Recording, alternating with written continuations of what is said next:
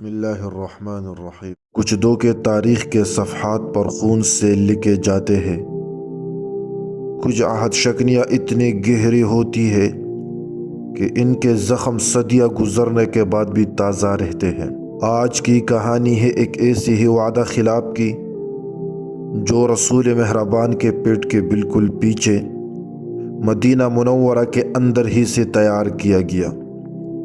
یہ صرف ایک جنگ کی کہانی نہیں، بلکہ وفا اور غداری کے درمیان ایک تاریخی فیصلے کی داستان ہے۔ تصور کیجئے، مدینہ منورہ 5 ہجری شہر کی حفاظت کے لیے ایک خندق کھودی جا رہی ہے، جس کے ایک طرف 10,000 کا لشکر کفار ہے۔ لیکن آج ہماری کہانی کا محور وہ خطرہ نہیں جو سامنے سے آیا، بلکہ وہ خنجر ہے جو پیٹ کے پیچھے سے چلنے والا تھا۔ خندق کی کھودائی جاری ہے، مسلمان بھوک پیاس اور سرد ہوا کے جکڑ جھیل رہے ہیں، لیکن اس صبح کے سب سے بڑی آزمائش میدان جنگ نہیں، بلکہ ایک خاموش سازش تھی جو شہر کے جنوب میں پک رہی تھی۔ مدینہ کے یہودی قبیلے بنو قریظہ مسلمانوں کے ساتھ دفاعی معاہدے میں بندھے ہوئے تھے۔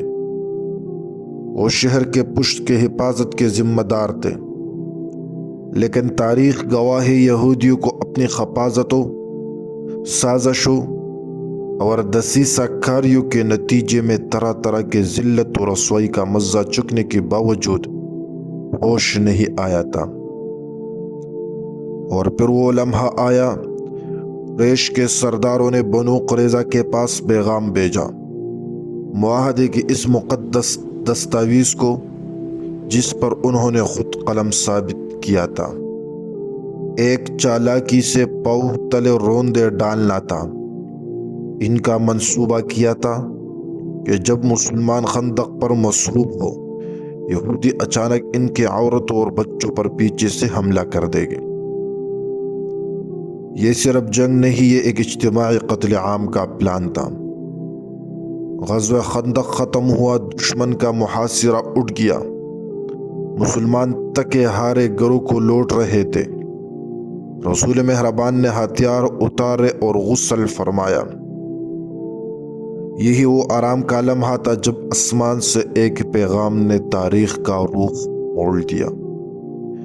جبرائیل علیہ السلام حاضر ہوئے، آپ صلی اللہ علیہ وسلم کے سر سے غبار جھاڑتے ہوئے فرمایا، آپ نے ہتھیار رکھ دیے؟ اللہ کی قسم نے ابھی بھی ہتھیار نہیں رکھے۔ اب آپ کو ان لوگوں کی طرف چلنا ہے۔ یہ ایک الہامی فوری کارروائی کا حکم تھا۔ جس غداری کا ارادہ کیا گیا تھا، اللہ تعالی نے اسے بے نقاب کر دیا تھا۔ رسول مہربان نے فوراً صحابہ کو حکم دیا، کسی کو دوپہر کی نیند نہیں آئے گی سوائے اس کے کہ بنو قریظہ جائیے۔ مسلمانوں کا لشکر بنو قریظہ کے قلعہ کے سامنے تھے۔ انہوں نے خود اپنے پرانے حلیف سعد بن معاذ رضی اللہ عنہ کو ثالث مانا، جو شدید زخمی حالت میں خیمے سے لائے گئے۔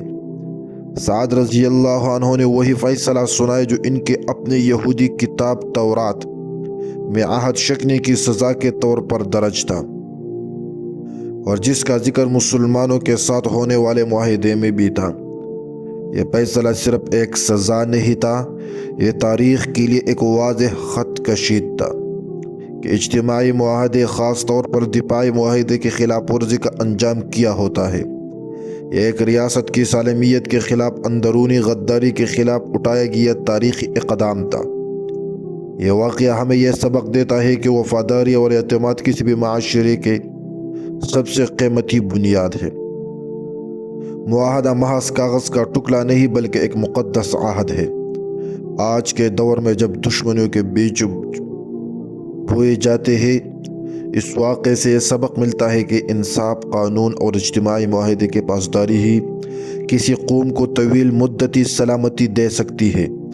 یہ کہانی مذہب یا نسل پرستی کی نہیں بلکہ غداری کے بدلے میں انصاف اور ریاستی معاہدے کے تقدس کی ہے۔ اگر ویڈیو پسند آئی ہو تو چینل کو سبسکرائب اور بیل آئیکن ضرور دبائیے۔ نیچے کمنٹ میں اپنے رائے ضرور سے آگاہ کریں۔